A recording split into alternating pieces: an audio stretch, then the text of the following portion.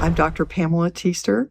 I'm the director of the Center for Gerontology and a professor at Virginia Tech. I'm also the associate department head for the Department of Human Development and Family Science. I am also a health and aging policy fellow working for the Administration for Community Living in the United States of America. I'm a gerontologist. I am a bioethicist, and I am a researcher.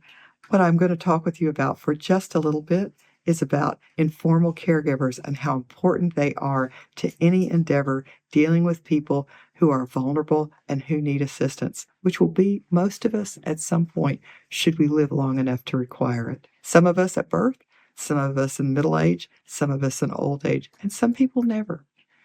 Most of us will care for somebody else at some point in our life, and we should do that joyfully. If we are generally unpaid, even whether we're willing to do it or not, we join a rank of people who are known as informal caregivers. They can be family or friends or family and friends, and they perform a range of exceptionally important activities for people who need some help.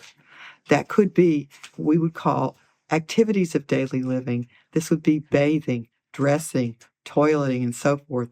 Or they could be instrumental activities of daily living, like helping with a phone or a checkbook or cleaning or transportation.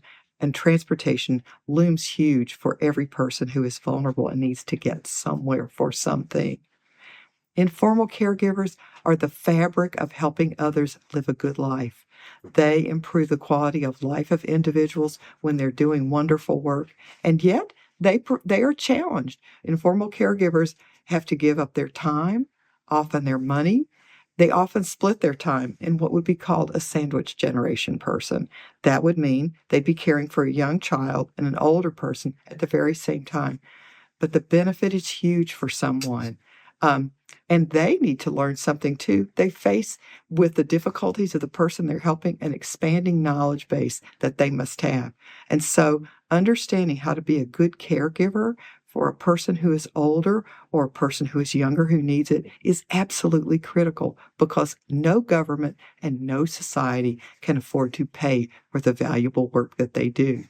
So as a person has greater chronicity, there are greater challenges that a person needs to face. So they need to know about what it means to get older, which would be all of us, what types of diseases or chronic problems a person might have, how to make a good decision and help someone or help someone maintain as autonomous as possible, because that is what we all want to do, to live the life we want to live and make the choices we want to make, even if they are foolish.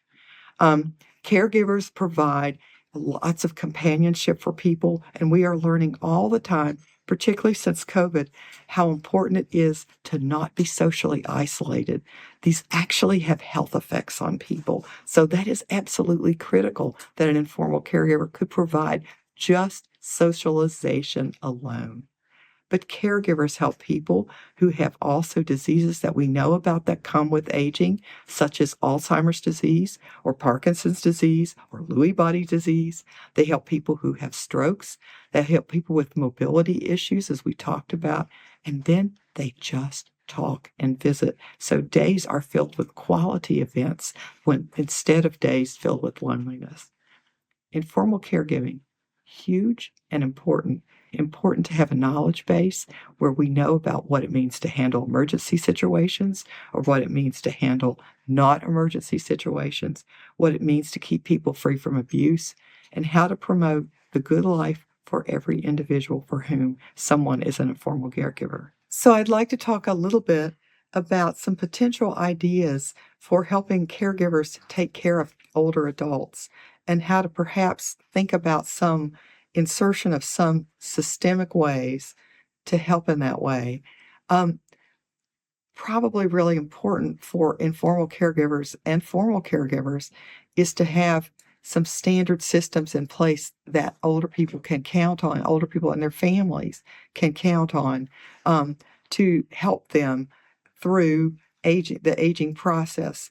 So one of these might be a system where, through a faith community or other communities, other charitable communities, where one of those individuals might be assigned and paid to do work of caring for a population or a service catchment area that with whom they are familiar and become familiar. This would have an advantage of welling up from the community rather than being sort of a top-down imposition of an activity.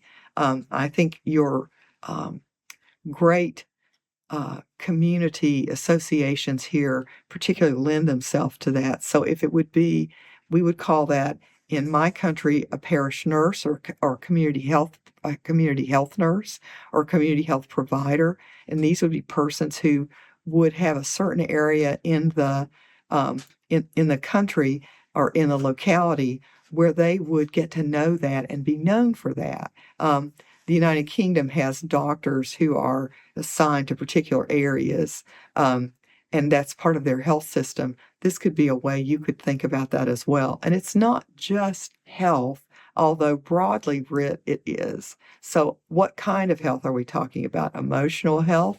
Are we talking about physical health? All those intertwine at some place.